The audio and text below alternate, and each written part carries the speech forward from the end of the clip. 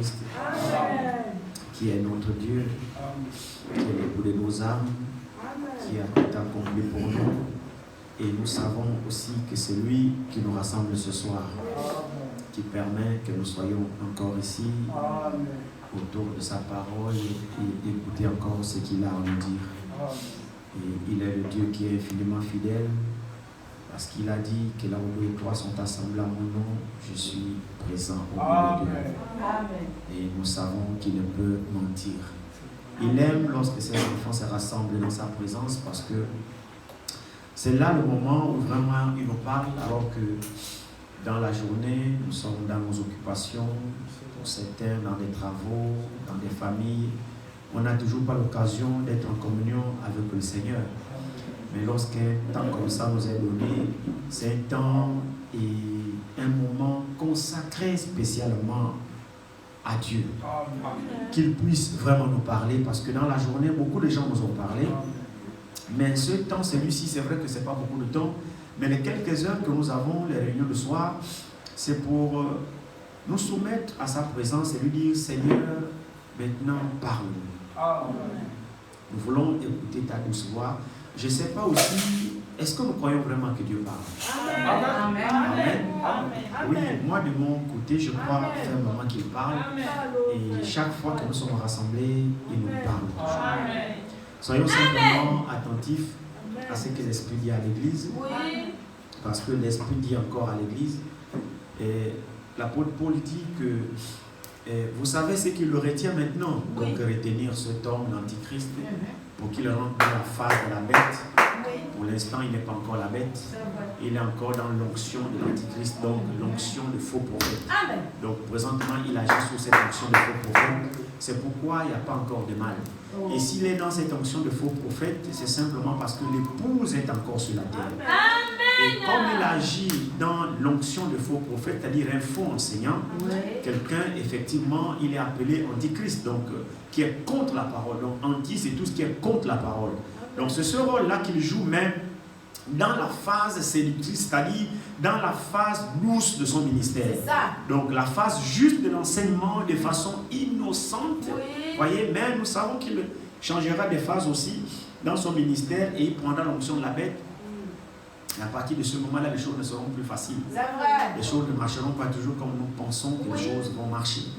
Voyez, mais s'il n'est pas encore dans cette phase, c'est parce que l'épouse est encore sur la terre. Et Dieu l'empêche effectivement de pouvoir arriver à cette étape-là. Pour cette raison que le Saint-Esprit est encore présent et le Saint-Esprit traite avec l'Église. Amen. Et comme le Saint-Esprit est là, sa puissance à lui est limitée. Et dosée. Parce que la toute-puissance revient à Dieu. Lui, il est puissant, c'est vrai, mais la toute-puissance revient à Dieu. Et comme le Saint-Esprit est encore sur la terre, alors lui, il se voit sa puissance diminuer un peu. Il ne peut pas la déployer parce qu'il y a un contre-pouvoir tellement qu'il ne peut pas faire le poids. C'est pour cette raison qu'un seul enfant de Dieu qui reconnaît sa position, qui est assis dans des Écritures et qui est rempli du Saint-Esprit, toute la coalition de l'enfer réunie contre lui pourront jamais le vaincre. Mais c'est vrai, frère. Vous savez, la Bible dit que Jésus a dit que comme le Père m'a envoyé, alléluia, qui l'a envoyé, c'est son Père, qui Dieu. Il dit quelque part, il dit, moi je le connais, moi je ne suis pas comme vous. Moi je le connais, si je dis que je le connais, c'est pas un menteur comme vous. Mais moi je connais celui qui m'a envoyé. Je viens de lui. Et je fais toujours sa volonté. Et comme je fais toujours sa volonté, alors il est toujours avec moi. Alléluia. Pourquoi le Père était toujours avec lui? Mais c'est parce que lui faisait toujours la volonté de celui qui l'a envoyé.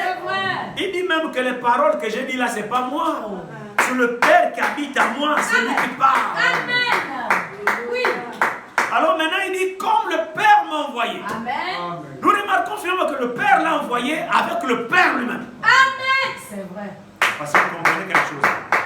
C'est-à-dire, il n'est pas parti lui-même depuis le Père et reste au ciel. Non. Il dit, le Père est avec moi. Il est en moi. Donc il dit, comme le Père m'a envoyé, donc le Père est en lui. Et moi aussi, je vous envoie. Donc de la même manière que le Père l'a envoyé, de la même manière il nous a aussi envoyés. Donc si le Père est en lui, alors lui qu'est-ce qu'il dit? Il dit, si quelqu'un garde ma parole, je prierai le Père. Et le Père et moi, nous viendrons chez lui et nous ferons notre demeure chez lui. Alors ça veut dire, alors c'est comme le Père l'a envoyé, aussi il nous envoie. S'il nous envoie, alors il est censé venir avec nous. S'il est avec nous, c'est le Père qui est avec nous. C'est la vérité. Oui. Alléluia. Frère, nous ne sommes pas seuls. Non. Et nous ne serons jamais seuls. Il a promis d'être avec nous, il restera. Jusqu'à ce que le dernier lui soit rentré. Alors celui qui le retient disparaîtra. Celui qui le retient, c'est le Saint-Esprit. Et le Saint-Esprit quittera la terre avec les élus. Il t'amène à ça. Le Saint-Esprit quittera la terre avec l'épouse. Donc avec toi. Depuis que le Saint-Esprit est descendu le jour de la Pentecôte, il n'a jamais quitté la terre. Parce que l'épouse y est encore. Il doit traverser les 7 âges. Dans chaque âge, il y a l'épouse. Et le Saint-Esprit traite avec l'épouse. Jusqu'à la Odyssée. Même s'il a été mis dehors à la Odyssée, nous savons qu'il est sur la terre. Avec l'épouse. Donc avec toi. Je ne sais pas s'il est avec toi. Alléluia. Alors quand il partira, nous partirons. Maintenant le faux prophète deviendra la bête. C'est ça. Amen. Il changera de ministère. Oui. Alléluia. Amen. Mais ça n'intéresse personne. Oui. Surtout pas nous. Non. Ça intéresse quelqu'un ici? Non. Non, nous n'en avons pas besoin. Oui. Ça ne sert à rien que nous transpirons comme ça, nous chantons comme ça. Regardez comment la louange est belle. Et après, c'est pour attendre la bête. Non. Non, c'est pour partir. Amen. Continuez à chanter là-bas. Alléluia.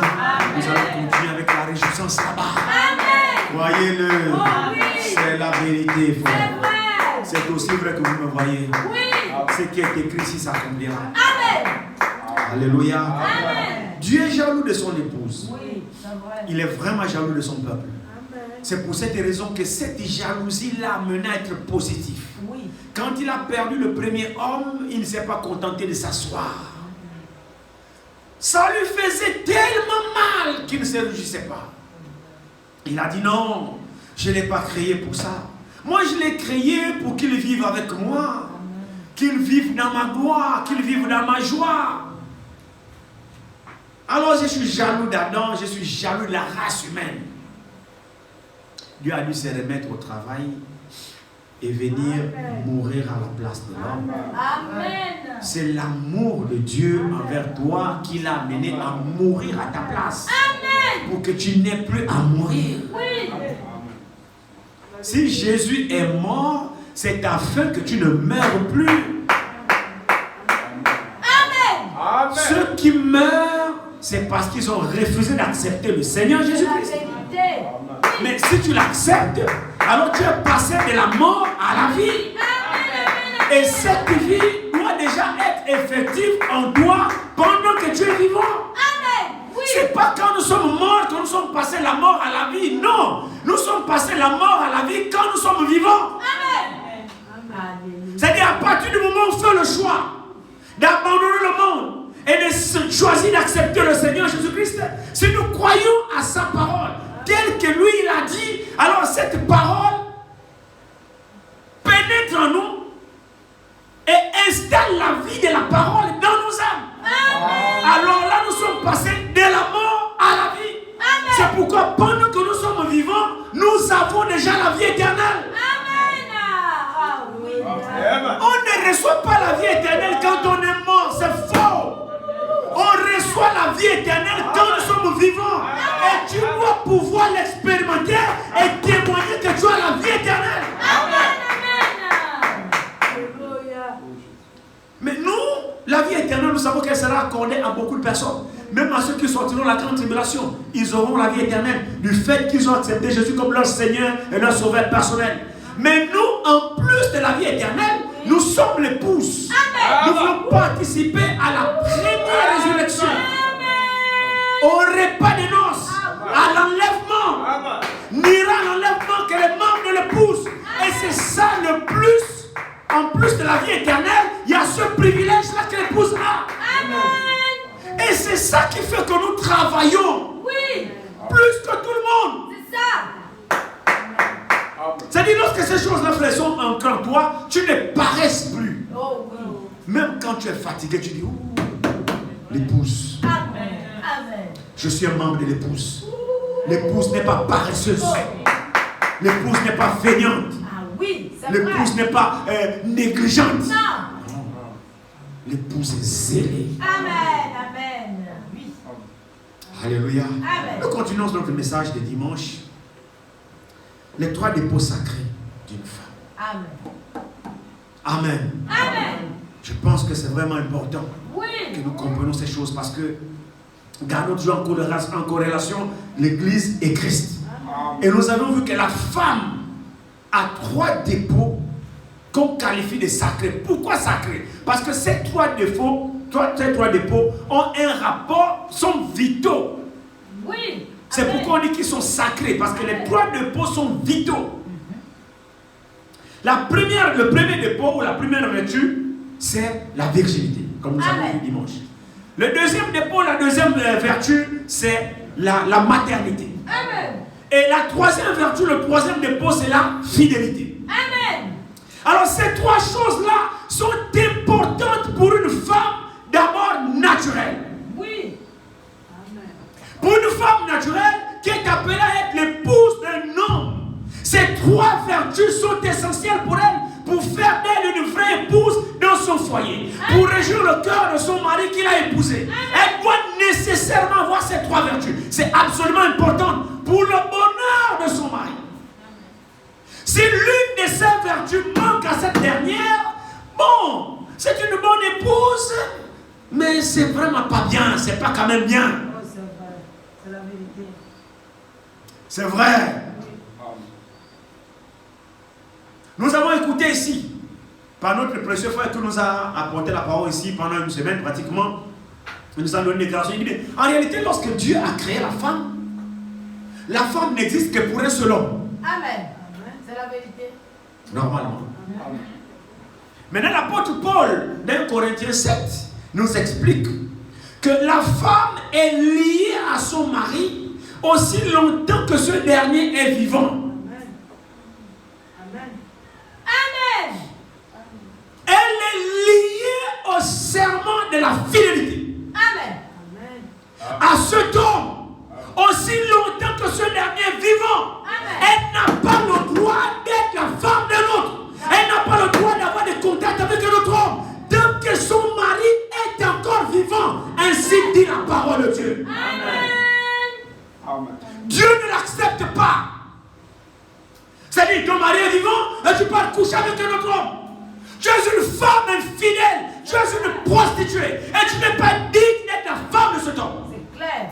Amen. Parce que ton mari est vivant. Oui. Tu appartiens à cet homme. Seulement à cet homme. Et rien que pour cet homme. Aussi longtemps qu'il est dans nos souffrances. Même s'il marche avec le bâton. Il ne sait plus rien faire. Amen. Tu es lié par la vertu de la fidélité à cet homme. Amen. C'est un dépôt. Oui. Si tu deviens à un autre pendant que ton mari est vivant, tu es appelé adultère. C'est vrai. C'est la vérité. Et la Bible dit, les adultères n'entreront jamais dans le royaume de Dieu. Amen. Amen. Jamais. C'est pourquoi c'est une condition difficile pour la femme. La place dont la femme a dans la parole de Dieu, ce n'est pas pareil que l'homme. C'est vrai. Les conditions dans lesquelles Dieu a mis la femme sont différentes de l'homme. Pourquoi? Parce que la femme est une incubatrice de la vie. C'est au travers d'elle qu'elle est censée procréer pour cet homme. Amen. Donc il ne faut pas semencer de semences dans ce champ-là. C'est vrai. Amen. Le champ appartient à celui qui l'a déblayé. Oui. Donc la femme appartient à celui qui l'a épousé. Amen. La femme appartient à celui qui l'a racheté. Amen. Et toi, personne ne t'a racheté. Tu es en train de te vendre à gauche, à droite, tu te vends, tu te vends, tu te vends, tu te vends, tu te vends. Tu ressembles à quoi? À rien du tout. Oui. La femme n'a pas été faite pour être un objet sexuel. Non. Non. La femme n'a pas été créée pour satisfaire Jacques, Paul, André, Thomas, Barthélemy, Mathias, j'en sais rien moi. Non, non, non, non, non. Amen. C'est vrai. Oh. La femme a plus de valeur que ça. Amen. Amen. La femme a de la valeur et il y a un but pour lequel Dieu a fait la femme. Amen. C'est sûr. Et la femme a des valeurs. Amen. Très importantes. Des valeurs sacrées. La femme n'est pas un objet. Ainsi, arrêtez de vous comporter comme des objets. Vous ne l'êtes pas. Vous êtes des dames. Amen. Amen. Arrêtez de vous exposer. Arrêtez de vous dévaloriser. Arrêtez de vous livrer en spectacle. Amen. Arrêtez de vous exposer. Vous savez que c'est du diable, ces histoires de défilés de mode, de ma Miss Gabon, de ma Miss Monde. Vous savez que ça vient loin de l'enfer. Amen. Amen. Qu'est-ce qui est fait dans ces choses-là? C'est une exposition de sexe, de corps. Oui, ça va. Tu te dévais complètement comme un ver de terre. Tu montres combien de fois tu es belle, machin. On te met toutes les tenues possibles et tu défiles là devant une parterre d'invités. Et toi aussi tu es content. Regardez-moi, machin. Mais ce Satan personne pour que tu exhibes ta créature. Non. Amen. Le diable a pris le corps de la femme, a saisi la beauté de la femme pour en faire un trophée, un objet à sexe. C'est à ça qu'elle sert aujourd'hui. Ça n'a rien à voir.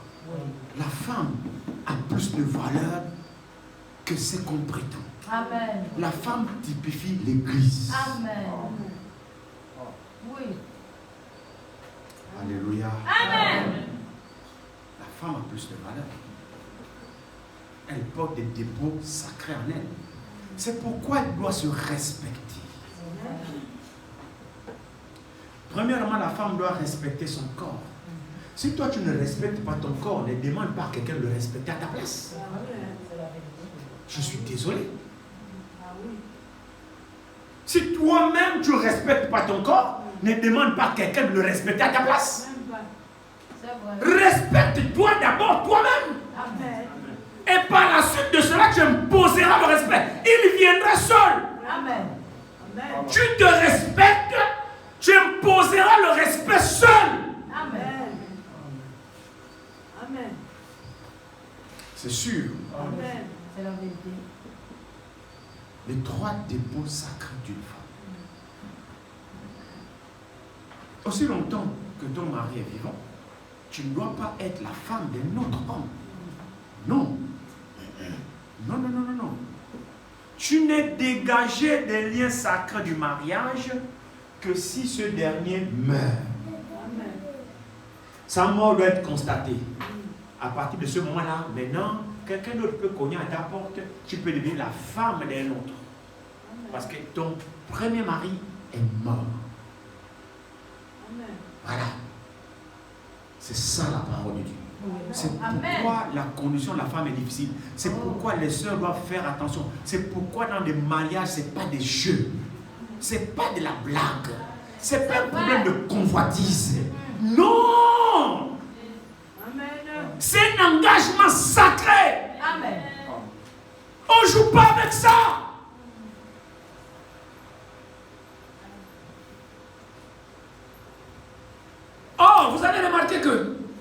La condition de la femme n'est pas la même condition que l'homme. C'est ça. Amen. L'homme n'est pas lié à sa femme jusqu'à ce que cette dernière meure. Vous ne pouvez pas inverser. Non. L'homme est libre de se remarier à tout moment, quand il veut, avec qui il veut.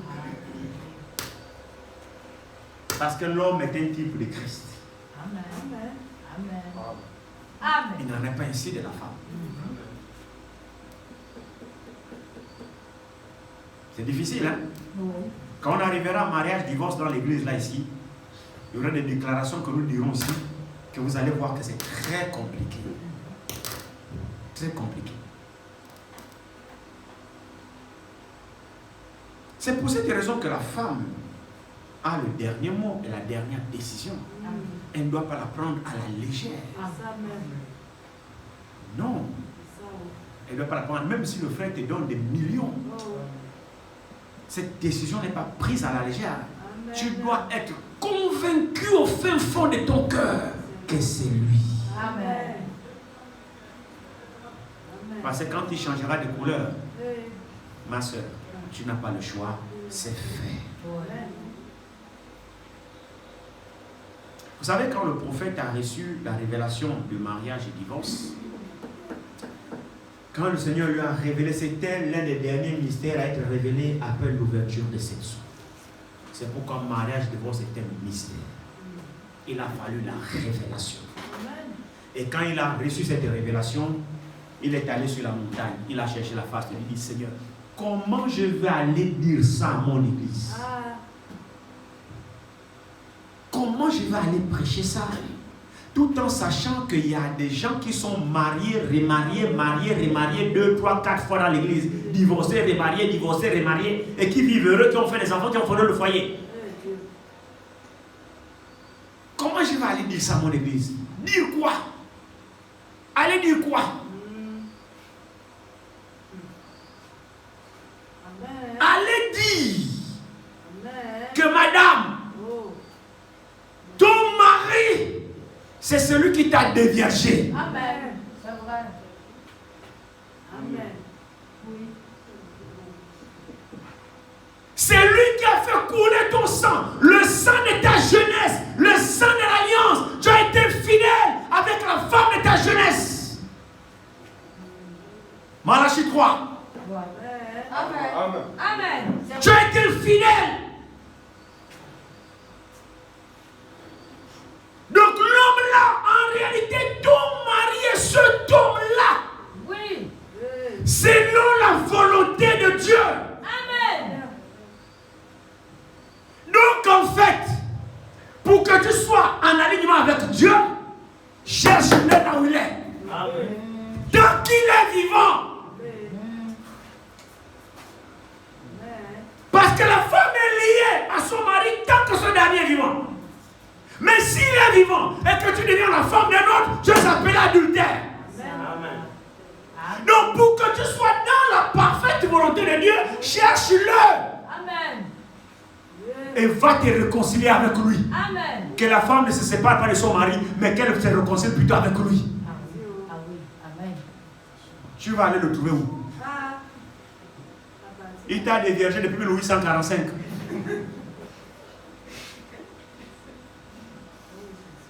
Tu es déjà la femme de Moussavou avec 15 enfants. C'est vrai. Lui, il est déjà le mari d'Antoinette avec 35 enfants. Il vit aux États-Unis. C'est vrai. Toi, tu vas aller le trouver où et comment pour être dans la parfaite volonté de Dieu.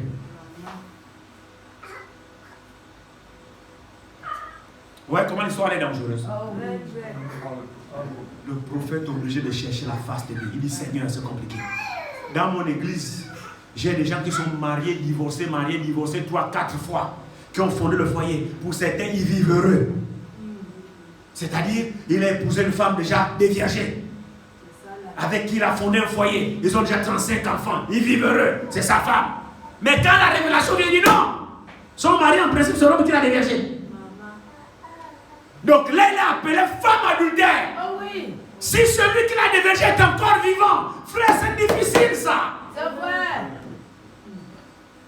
Le prophète a cherché la face et dit, mais Seigneur, comment je vais faire?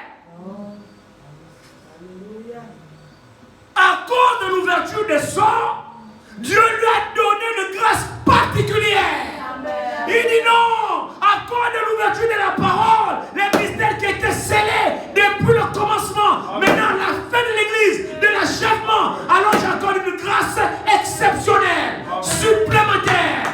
Va dire à mon peuple qui ne se sépare pas. Je vous accorde une grâce. Frère, la grâce de Dieu, elle est inexplicable. Va leur dire que je leur accorde la grâce. Je leur pardonne. En un mot, je leur pardonne. Mais dites-leur de vivre heureux. Mais qu'ils apprennent à leurs enfants de ne plus jamais faire une chose pareille. Amen. Les enfants là, c'est qui? C'est toi et moi. Amen. C'est la vérité. Mais nous ne refaisons pas la même chose. Enfin.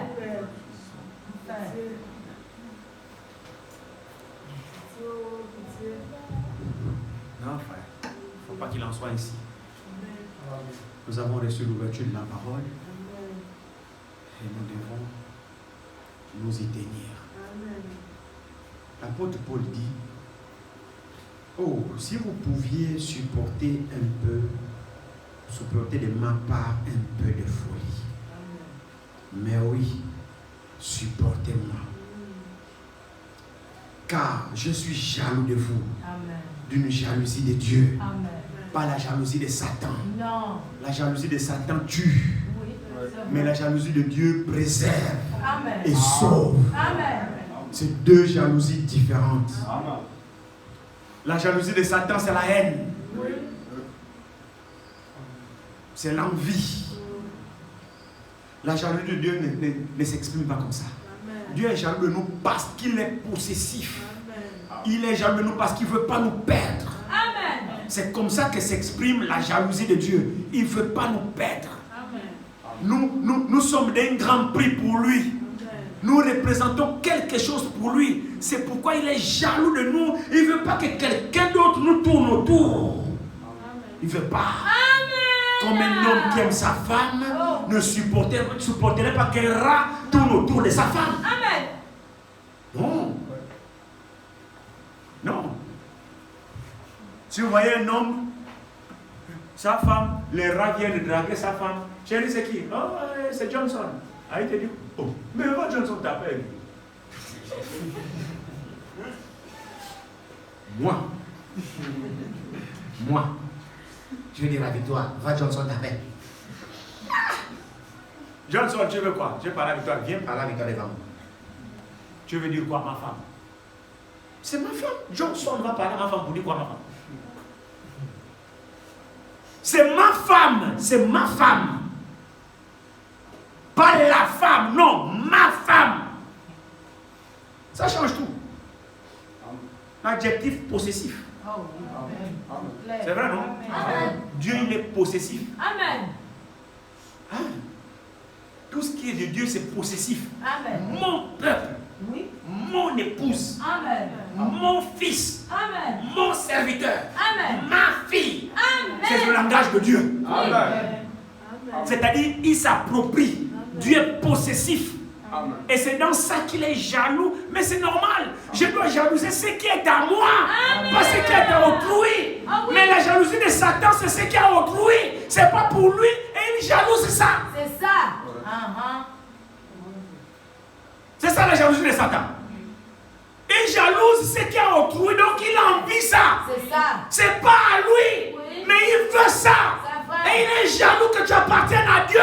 C'est là où tu fais le problème. Il est jaloux que tu appartiennes à Dieu. Il t'envie. C'est la mauvaise jalousie. Mais la jalousie de Dieu, parce que Dieu veut conserver ce qui est à lui. Amen. Alors l'apôtre Paul dit, je suis jaloux de vous. Un homme rempli de Dieu, à qui Dieu a enrôlé dans son service, qui a compris l'importance de ce que le peuple de Dieu représente pour leur Dieu.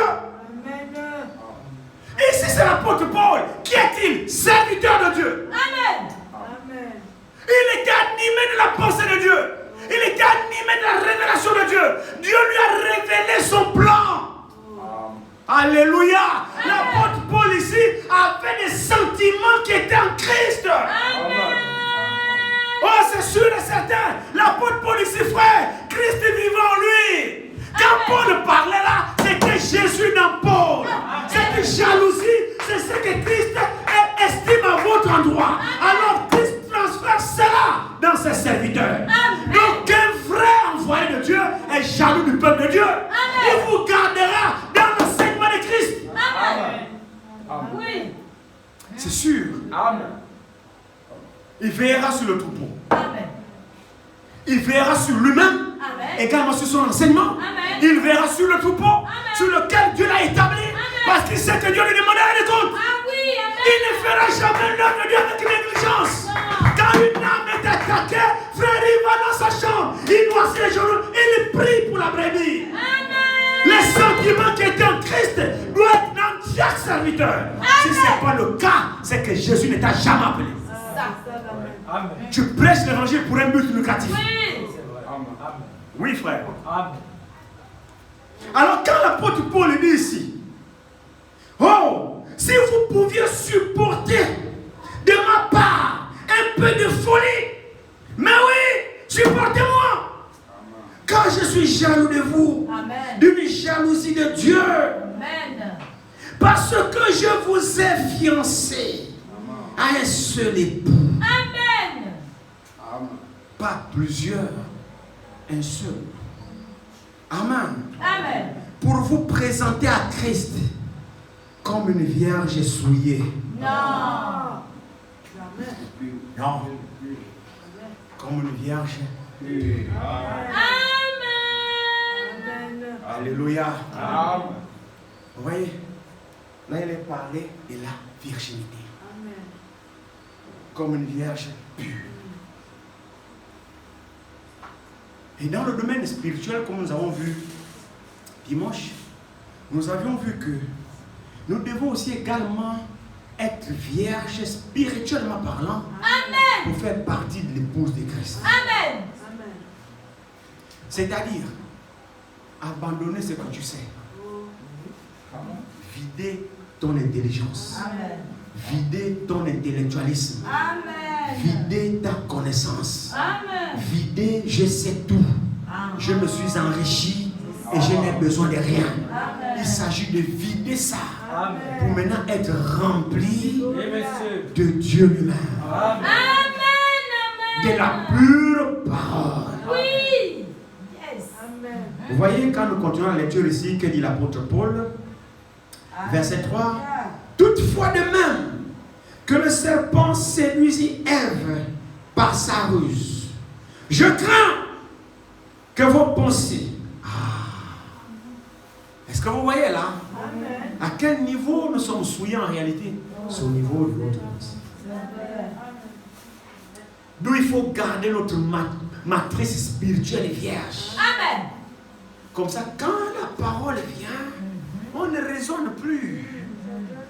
Sur le domaine de la pensée, on raisonne trop. Tout c'est ici là, la tête là. C'est plein, il y a trop plein, ça déborde. Or, l'objectif ici, dit l'apôtre Paul, soucieux qu'il était, il était en même temps prophète. Il dit, toutefois de même que le serpent séduisit Ève par sa ruse, je crains quand je vous vois. Parce que je vous prêche la parole que j'ai reçue de Dieu. Mais quand je vous observe, je crains. Je vois vos comportements, je crains. Je vois votre façon de vivre, malgré la parole que je vous prêche, je crains. Il y a beaucoup de raisonnements en vous. C'est vrai. C'est la vérité. Je crains que vous ne soyez aussi séduits. Parce que Ève, là-bas dans le jardin, je sais ce qui s'était passé. Il y a eu un autre enseignant qui est venu en tordant la parole. Or, quand on tord la parole, c'est plus la parole de Dieu. C'est vrai. Quand on renverse la parole, c'est plus la parole de Dieu. C'est vrai. Pour qu'elle soit la parole de Dieu, il faut la dire telle qu'elle est sortie de la bouche de Dieu. C'est là où elle est la parole de Dieu. Oui. Oh, ce que le serpent fait dans le jardin d'Éden, ce n'était plus la parole de Dieu. Et c'est cette image que Paul a dans l'esprit lorsqu'il s'adresse aux Corinthiens.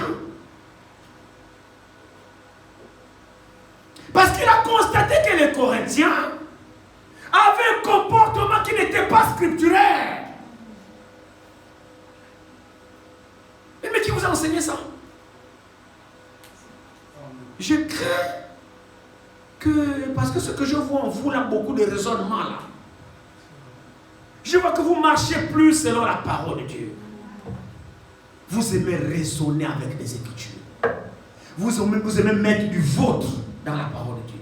Montrer combien de fois vous êtes intellectuel. Montrer combien de fois vous avez bac plus 35. Montrer combien de fois vous êtes, si vous avez des longues études, ou des hautes études, ou des longues études, ça dépend.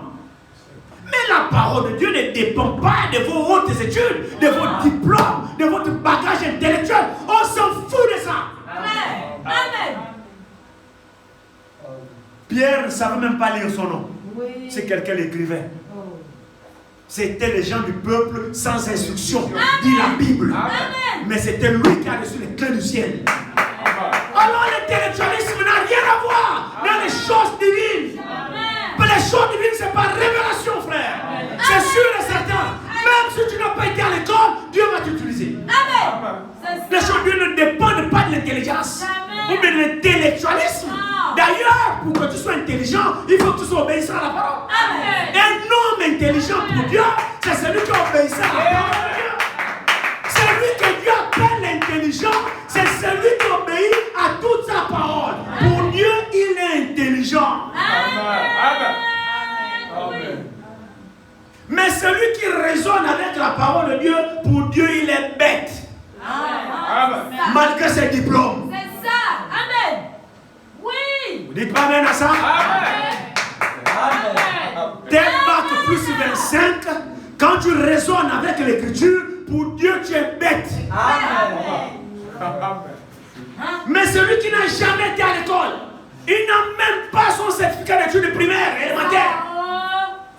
Pourvu qu'il obéisse à l'écriture, il reçoit le baptême du Saint-Esprit. Il est agréable à Dieu. Pour Dieu, il est intelligent. Car l'homme intelligent, c'est celui qui craint Dieu. Mais l'homme bête, c'est celui qui ne craint pas Dieu. C'est ça. Malgré ses diplômes. Oui. Il est bête. Amen. Bon, c'est enregistré. C'est quand même la vérité. C'est Amen. Amen. Alors il dit ici, toutefois, de même que le serpent séduisit Ève par sa ruse, je crains que vos pensées ne se corrompent et ne se détournent de la simplicité à l'égard de Christ. Amen. Alléluia. L'évangile est simple, frère. Il dit, car si quelqu'un vient vous prêcher un autre Jésus que celui que nous avons prêché, ou si vous recevez un autre esprit que celui que vous avez reçu, ou un autre évangile que celui que vous avez embrassé, vous le supportez fort bien. Ah. Alléluia. C'est pas moi qui dis. La Bible dit il y a un autre Jésus. La Bible dit il y a un autre esprit. La Bible dit il y a un autre évangile. Mais il y a l'évangile de Christ. Donc, frère, quand vous apportez la parole de Dieu, vous la modifiez, vous l'interprétez selon vous, c'est alors un autre Jésus que vous présentez aux gens.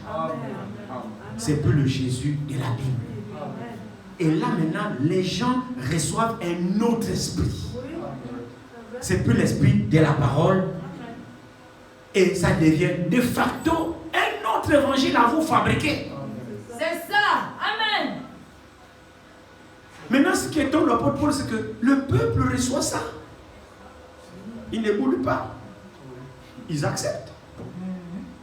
Mais quand les vrais ministres viennent, prêchent la parole, vous boulez. Oui, c'est vrai. C'est ce à quoi Paul ici, il est étonné. C'est ce que Paul exprime aux Corinthiens. Paul constate que même je ne comprends rien. Quand les faux frères viennent, vous prêchez les 7 honneurs sont révélés. Vous jubilez, amen, amen, amen, amen, amen.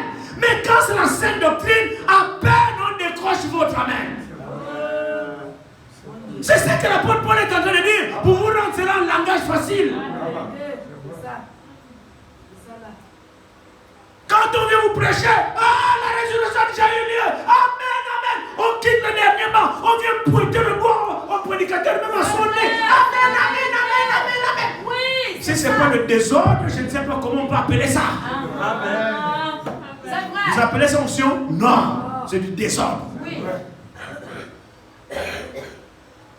Si on est enlevé, tu fais quoi là? C'est notre évangile. Oui.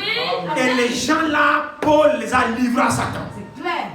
Qui ont prêché à l'époque de Paul que la résurrection a déjà eu lieu. Mais comment Paul va accepter ça? Paul sait que si résurrection il y a, lui, l'enlèvement aura lieu et lui partira. Amen. Alléluia. Alors Philette est mené. Vous avez trouvé votre révélation où? Pour dire que la résurrection a eu lieu. Ça veut dire que l'enlèvement a déjà eu lieu. Parce que quand il y a la résurrection, nous partons. Oui. La Bible dit, car le Seigneur lui-même a un signal donné. Amen. On peut le lire, non?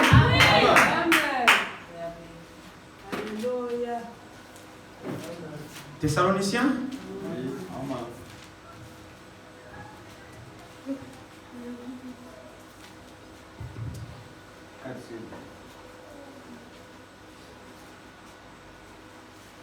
Un Thessaloniciens 4.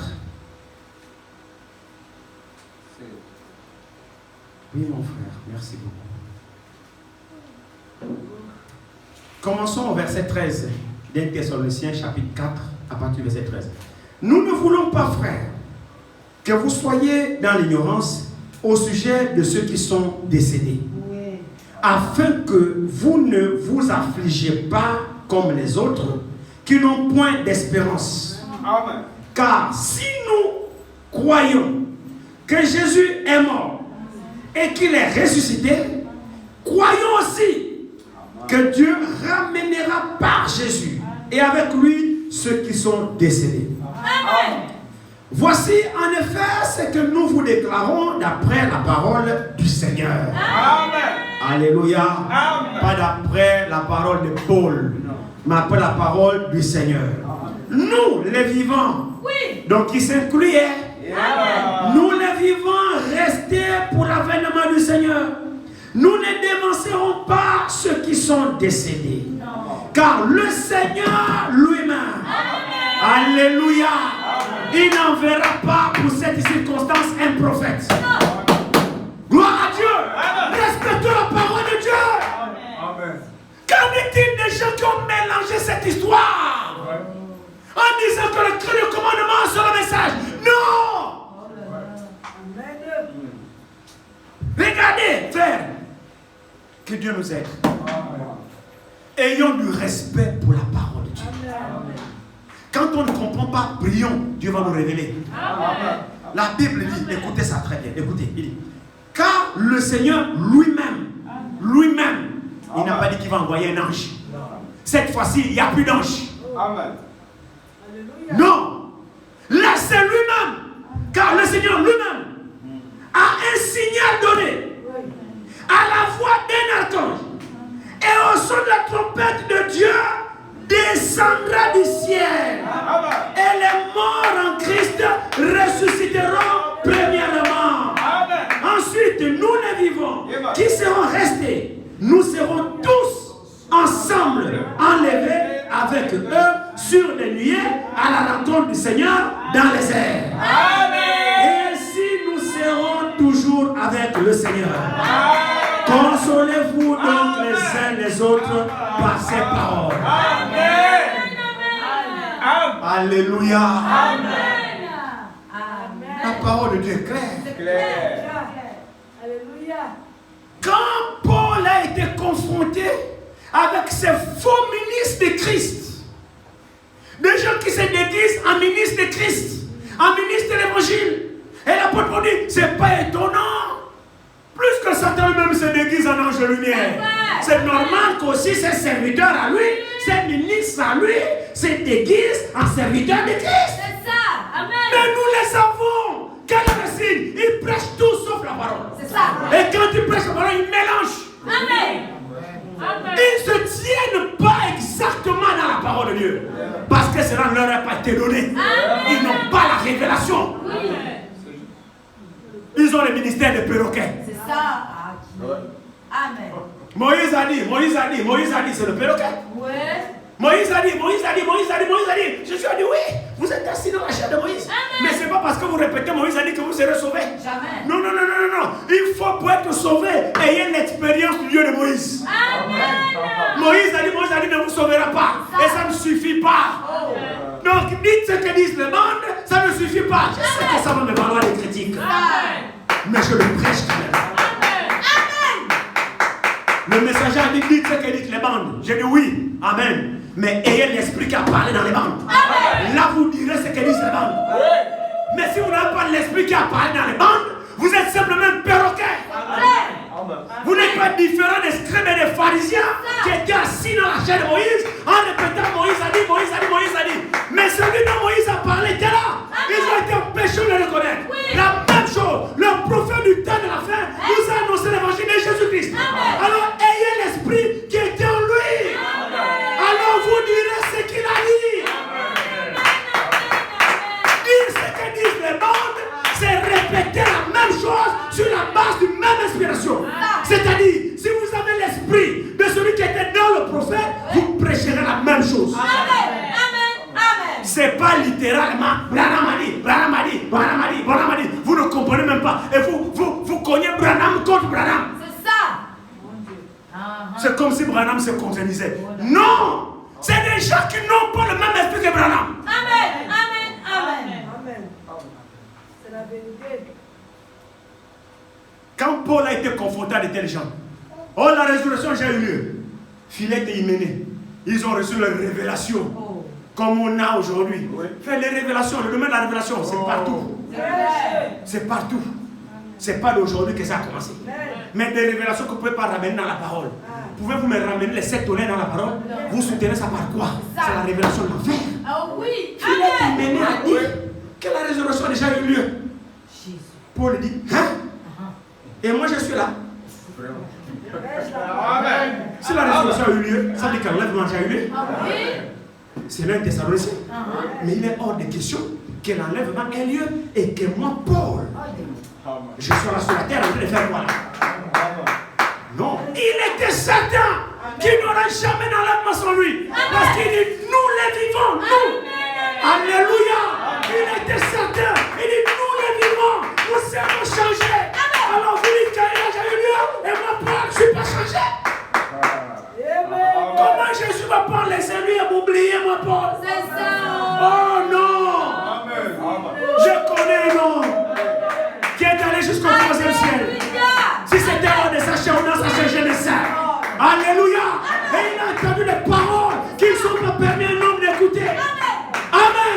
Cet homme-là, c'est qui? C'est lui. Et vous dites que là, lui est resté? Jamais. Pas possible. Franck dit, aussi longtemps que vous me voyez, Jésus n'est pas encore venu. Amen. Oui. C'est vrai, non? Amen. C'est vrai, non? Amen. Amen. C'est sûr. Amen. Prêche. Alors, des faux enseignements là, Oh, ça détourne. c'est ça même. Ça vous fait des femmes adultères, en Ouais, fait. c'est ça. Amen. C'est vrai. Vous voyez, non? Oui. De facto, vous n'êtes plus vierge. Oui. Amen. C'est la vérité. Et vous ne pouvez pas, vous n'êtes pas non plus fidèle. Amen. Parce que vous recevez notre enseignement. Amen. Vous laissez ensemencer par une autre parole. Amen. Donc un autre évangile. Amen. Et vous recevez un autre Jésus. Amen. Et de facto, vous recevez un autre esprit. Amen. Amen. En ce moment-là, vous n'êtes pas l'épouse de Christ. Jamais. Et les droits des pauvres, vous ne les avez pas. Jamais. Amen. Amen. Le droit des pauvres secret d'une femme. La virginité, Amen. la fidélité, Amen. la maternité. Amen. L'Église doit avoir ces vertus-là. Amen. Parce que Jésus travaille avec l'Église. Amen. Fidèle à quoi? À la parole. Amen. C'est vrai, non? Amen. Vierge quoi? Ne pas recevoir d'autres enseignements. Amen. Seulement la parole. Maternité quoi? Pour servir d'incubatrice. Donner naissance aux enfants, fils de Dieu. Amen. C'est ça la maternité. Elle doit procréer et garder les enfants. Amen. Ça, c'est là qu'elle sert. Parce que c'est dans l'église où le Seigneur ensémence. C'est son épouse, c'est sa femme. Amen. C'est pourquoi le messager dit que l'église doit être une maternité. Amen. Il doit avoir des naissances. Oui, c'est vrai. Amen. Amen. La même manière que la maternité naturelle, Oui. là-bas c'est quoi? C'est des femmes enceintes qui donnent naissance à des vies, à des bébés. Amen. L'église aussi, c'est une maternité. Amen. Alléluia. Elle doit être enceinte de Christ, la parole, et donner naissance aux croyants nés de nouveau. Donc il doit avoir des nouvelles naissances dans l'église, des délivrances, des baptêmes du Saint-Esprit. La croissance spirituelle doit avoir lieu dans l'église parce que c'est dans l'église. C'est dans l'église où on est censé avoir de nouveaux-nés spirituels. Amen. Amen. Mais si dans l'église, on n'a pas de nouvelles naissances, il y a un problème. L'église après, je crois. Est-ce que c'est un autre Jésus? Est-ce que c'est un autre évangile pour recevoir un autre esprit? Parce qu'un autre évangile montre forcément qu'on a reçu un autre esprit. Amen. Et là, c'est forcément un autre Jésus. Vous parlez de Jésus, mais ce n'est plus le même. C'est pourquoi le Jésus des dénominations n'est pas le même Jésus. Le Jésus dont les catholiques parlent là, ce n'est pas le même Jésus. Déjà là, nous sommes en décembre, non? Le 25 là, bientôt il va naître. Il est toujours petit bébé là dans une crèche là comme ça là. Il est toujours là comme ça là, petit bébé là. Ah, mais après il est toujours petit bébé. Donc ce n'est pas le même Jésus que nous prêchons. Amen. C'est pas le même. Le Jésus des protestants aussi n'est pas le même Jésus. Parce que finalement les protestants ont le même Jésus que les catholiques. Oui. C'est la vérité. C'est sûr ça. Frère, je m'inspire de la parole. L'apôtre Paul dit, si vous avez reçu un autre Jésus, donc c'est possible. Et moi je dis, le Jésus dans les Béthanies, les Béthaniens prêchent, n'est pas mon Jésus que moi je prêche. Amen. Et il prêche un Jésus dénominationnel. Il prêche un Jésus trinitaire. Amen. Moi je prêche un Jésus révélé par le prophète. Alléluia. Moi je prêche un Jésus que Jean-Baptiste a présenté. Amen. Parce que Jésus est venu d'abord vers Jean-Baptiste. Qui était-il? Un prophète. Et Jésus est la parole. Alléluia. Donc le Jésus annoncé par les prophètes, c'est le vrai Jésus. Parce que la parole de Dieu vient au prophète. Mais les dénominations n'ont pas reçu le prophète. Mais ils vous parlent quand même d'un Jésus. De quel Jésus s'agit-il? Alléluia. Alors, l'apôtre Paul dit, j'espère que l'église est avec moi. Amen. L'apôtre Paul dit ici, il dit, toutefois,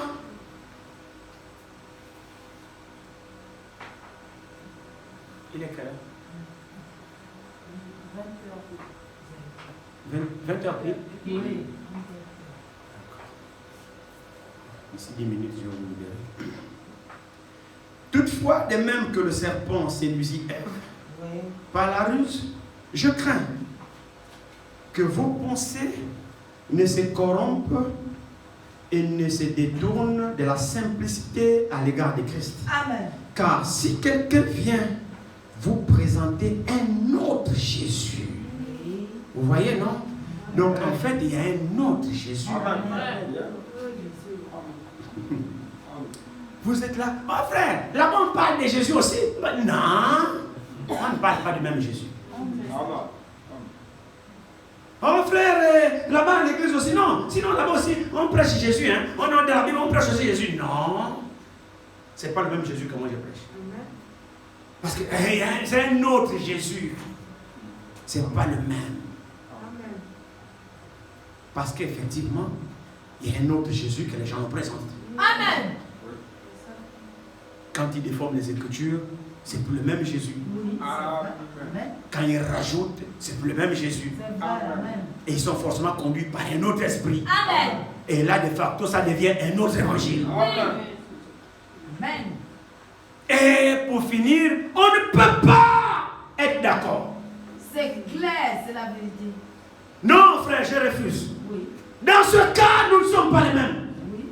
On peut me dire, oh, nous sommes tous les mêmes. L'amour, non. L'amour, c'est l'amour de la vérité. Amen. Et la vérité, c'est la parole de Dieu. Amen. Quand tu brises ta parole, tu n'as plus l'amour. Amen. Amen. Arrêtons. Sinon, nous bernons, nous sommes tous un Jésus, l'amour. Quel amour? Tu brises ta parole, tu me parles de quel amour? L'amour de Satan, oui. Ah oui, c'est ça. Il n'y a qu'un seul amour. Amen. L'amour de la vérité. Amen. Et la vérité, c'est la parole de Dieu. Amen. Donc, quand tu viens à moi, tu ne m'apportes pas la parole dans sa fidélité, nous ne sommes pas un. Et il est impossible aujourd'hui de réaliser l'unité de l'esprit, l'unité de la foi, en ayant d'autres Jésus ou un autre évangile, parce qu'on a un autre esprit. C'est ça. Or, il y a un seul esprit. Amen. C'est le Saint-Esprit. Amen. Et le Saint-Esprit vient sur la parole de Dieu. Amen. Amen. C'est ça. Nous devons être vierges. Amen. Et on reçoit facilement des faux enseignements C'est vrai. et difficilement la vraie parole. C'est vrai. C'est la vérité. Faites l'expérience. C'est vrai. La parole de Dieu falsifiée a plus d'écho dans les gens que la vraie parole dans sa pureté. C'est vrai. Amen. Amen. C'est compliqué. Oui. Je ne sais pas pourquoi c'est comme ça. Mais le mensonge est facilement accepté C'est vrai. que la vérité ne l'est. Amen. Amen. Quand vous dites le mensonge à quelqu'un, vite ça passe. C'est vrai. Mais la vérité, pourquoi c'est comme ça? Je ne sais pas. Je ne sais pas. Mais ça ne veut pas être ainsi pour nous. Amen. Parce qu'en réalité, nous sommes les enfants de la vérité. Amen. Amen. Nous sommes issus de la vérité. Amen. C'est la parole de la vérité qui nous a engendrés. Amen. Amen. Comme le dit Jacques, cette parole de vérité qui nous a engendrés. Donc nous devons aimer la vérité. Amen. Ne croire que la vérité Amen. pour recevoir l'esprit de la vérité Amen. qui vient par l'évangile de la vérité. Amen. Tout de Dieu, c'est la vérité. Amen. Nous sommes à la croisée des chemins. Toute église de Christ n'est pas église de Christ. Non, non.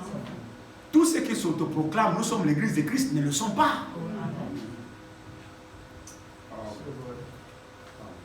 Ils sont là en train d'organiser des programmes, comme nous l'avons vu dimanche. Ils ont leur propre programme. Amen. Ils ne se soumettent pas au programme de l'époux. Amen. Ce sont des vastis Oui. Amen. qui poursuivent leur propre programme, Amen. qui ne s'insèrent pas dans le programme de l'époux. C'est vrai. C'est la vérité. Vasti est typifié aux églises aujourd'hui, Claire.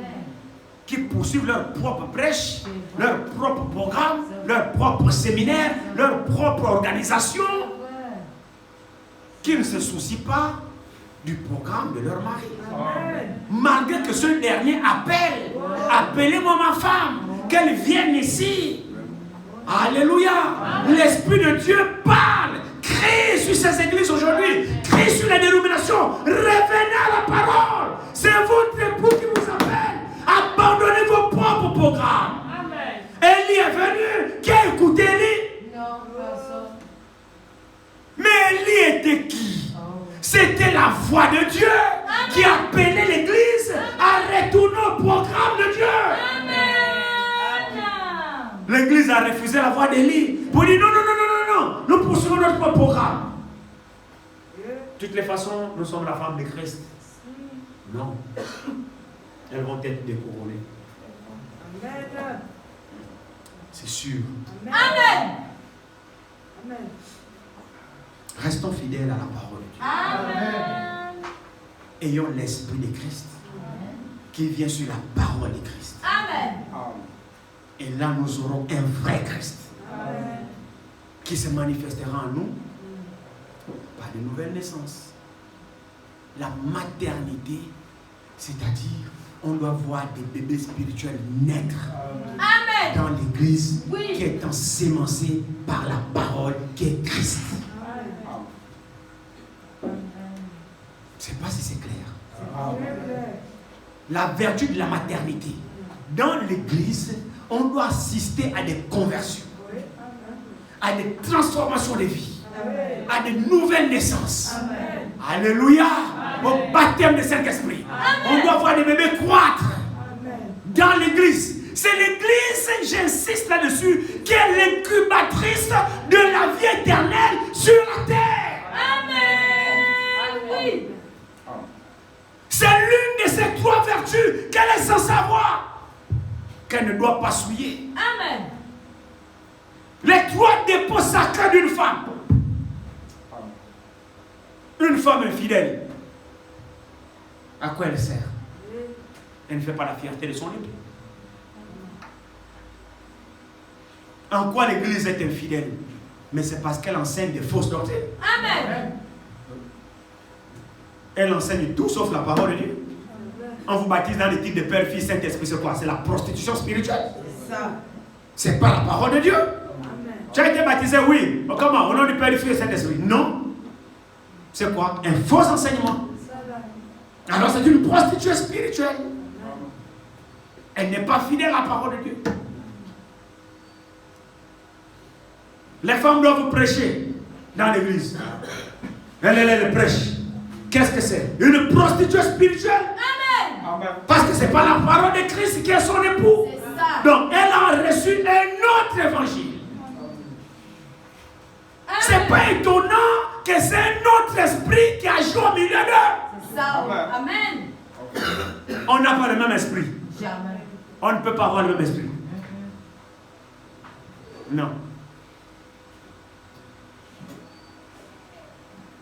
Ils ont reçu un autre esprit.